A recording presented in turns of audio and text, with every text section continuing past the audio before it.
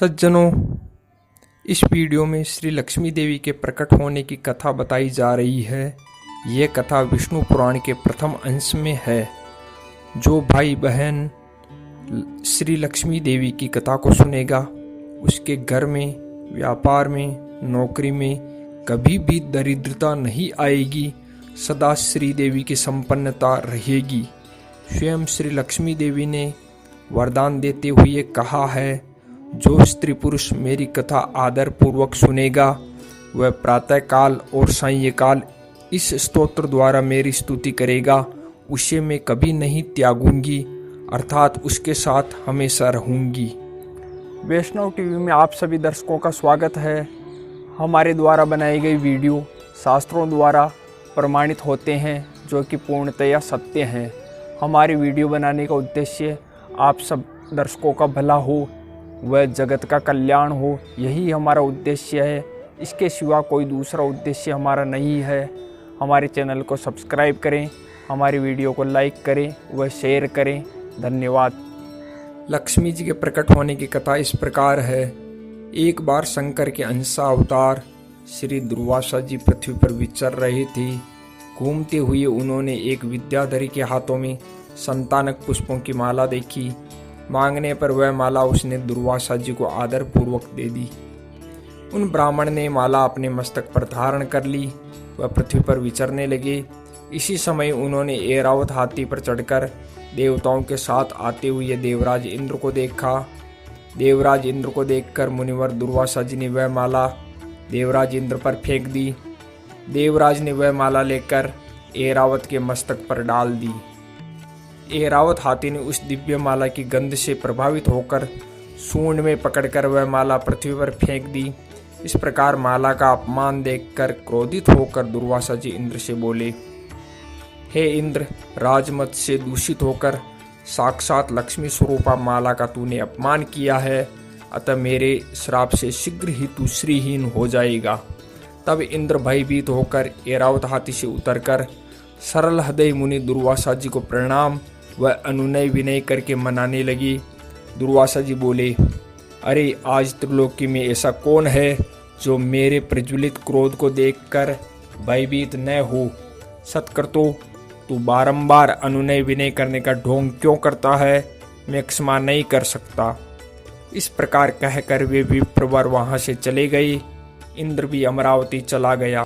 तभी से इंद्र सहित तीनों लोक श्रीहीन और नष्ट भ्रष्ट होने लगे। तब से यज्ञों का होना बंद हो गया। तीनों लोकों के लोग लोभ के वशीभूत होकर सत्व शून्य हो गए। सभी लोग सामर्थ्यहीन हो गए। सामर्थ्यहीन में गुण कैसे हो सकते हैं? बिना गुणों के बल शौर्य आदि का अभाव हो जाता है। इस प्रकार श्रीहीन व सत्वहीन उत्साह शून्य देवताओं को निर्बल देखकर दानवों ने देवताओं पर चढ़ाई कर दी। देवता लोग दुर्वासा जी के श्राप के कारण दुर्बल हो गए थे, अतः वे दानवों से पराजित हो गए। स्वर्ग पर दानवों का अधिकार हो गया। तब समस्त देवगण अग्निदेव को आगे करके ब्रह्मा जी के पास गए। ब्रह्मा जी व सभी देवता भगवान विष्णु की शरण में गए। विष्णु भगवान ने उपाय बताया। देवता व दानव मिलकर समुद्र मंथन करें, जिससे अमृत निकलेगा व लक्ष्मी जी भी प्रकट होगी। देवताओं ने कार्य सिद्धि के लिए दानवों से संधि कर ली। तब देवों व दानवों ने नाना प्रकार की औषधियां लाकर समुद्र में डाली। वह मंदराचल पर्वत को मथानी बनाकर और वासुकी नाग को नेति बनाकर समुद्र को मथने लगे। भगवान विष्णु भी अदृश्य रूप में इनकी सहायता करने लगे। इस प्रकार समुद्र मंथन रूपी महान अभियान शुरू हुआ। मंथन द्वारा पहले हलाहल विष निकला, फिर कामधेनु गाय। इस प्रकार 14 रत्न प्रकट हुए। चंद्रमा भी इसी से प्रकट हुआ, जिसको भगवान शंकर ने अपने मस्तक पर धारण किया। फिर भगवान धन्वंतरी श्वेत वस्त्र पहने, हाथों में अमृत कलश लिए मंथन द्वारा प्रकट हुए। उसके बाद श्री लक्ष्मी देवी हाथों में कमल पुष्प धारण किए प्रकट हुई। श्री लक्ष्मी देवी कमल पुष्प के आसन पर विराज रही थी। देवता लोग हर्षित हो गए। गंधर्व गण वाद्य यंत्र व नगाड़े बजाने लगे। लक्ष्मी देवी पर फूलों की बारिश होने लगी। सब नदियां व तीर्थ स्वयं उपस्थित हो गए। दिग्गजों ने अपनी सूंड में तीर्थों का निर्मल जल लेकर उसके द्वारा सर्वलोक महेश्वरी श्री लक्ष्मी देवी को स्नान कराया, उनका अभिषेक किया। क्षीर सागर ने स्वयं प्रकट होकर उन्हें कमल पुष्पों की माला प्रदान की, जिसके कमल कभी कुमलाते नहीं थे। विश्वकर्मा ने उन्हें दिव्य आभूषण प्रदान किए। इस प्रकार दिव्य माला और वस्त्र धारण कर, दिव्य जल से स्नान कर, दिव्य आभूषण से विभूषित होकर लक्ष्मी जी भगवान विष्णु के वक्षस्थल में विराजमान हो गई। भगवान विष्णु ने लक्ष्मी जी को अपने हृदय में धारण किया।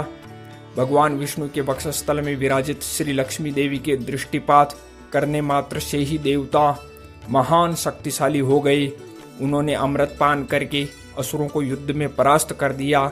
वह स्वर्ग का राज्य फिर से हासिल किया। दानव लोग पराजित होकर पाताल में जा छिपे।